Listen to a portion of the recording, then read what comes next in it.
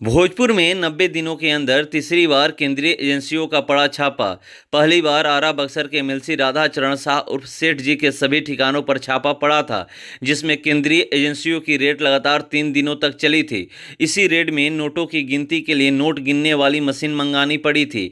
वहीं दूसरी red RJD के कद्दावर नेता व संदेश के पूर्व विधायक अरुण यादव के यहाँ उनके महल में पड़ा था। उसके बाद अब एक बार फिर से एमएलसी राधा चरण शाह उर्फ सेठ जी के यहाँ रेड पड़ा है, लेकिन इन तीनों रेड में क्या बरामद हुआ है इसका पता किसी को नहीं है।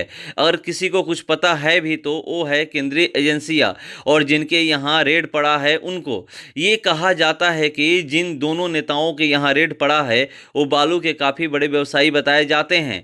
अगर राधा चरण शाह उर्फ सेठ जी की बात की जाए तो पूर्व में कहा जाता है कि इनका मुख्य व्यवसाय जलेबी की दुकान थी, मगर राधा चरण शाह उर्फ सेठ जी की बात की जाए तो उनका नाम गांजा, चरस जैसे मादक पदार्थों की तस्करी में भी पहले आ चुका है।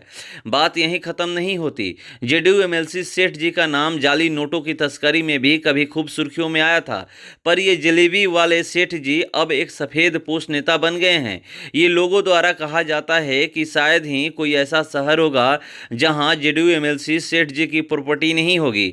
आज जब पूरे बिहार में बालू को लेकर हाय तौबा मचा है, वहीं ये जलेबी वाले जेडीयू नेता सेठ जी अब बालू माफिया भी बन गए हैं। मगर शाहाबाद की बात की जाए तो सेठ जी को बेताज बादशाह भी कहा जाता है। पहली रेड के बाद इनके समर्थक कहते रहे कि सब मैनेज हो गया है, पर दूसरी रेड ने सबकी जुबान बंद कर दी। वैसे ये तो आने वाला वक्त ही बताएगा रेड में क्या मिला है, मगर ये जानकारी जब सार्वजनिक होगी तब पता चलेगा। मगर सवाल ये भी है कि क्या कभी सार्वजनिक हो पाएगी या नहीं।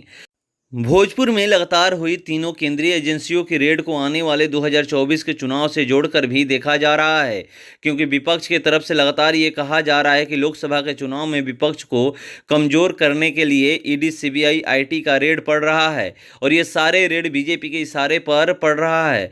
तेजस्वी यादव भी लगातार ईडी, सीबीआई, आईटी को लेकर कहते रहे हैं कि जितनी भी केंद्रीय एजेंसियाँ हैं मेरे घर में अपना ऑफिस खोल लें, उनको परेशानी नहीं होगी। वहीं जब राजद नेता अरुण यादव के महल में रेड पड़ता है तो उनसे सवाल किया जाता है तो बोलते हैं कि ये सारे रेड विपक्ष को डराने के लिए पड़ रहा है, मगर हम लोग डरने वाले नहीं हैं, क्योंकि हम लोग लालू यादव के मजबूत सिपाही हैं और 2024 में हम लोग केंद्र से बीजेपी सरकार को उखाड़ फेंकेंगे।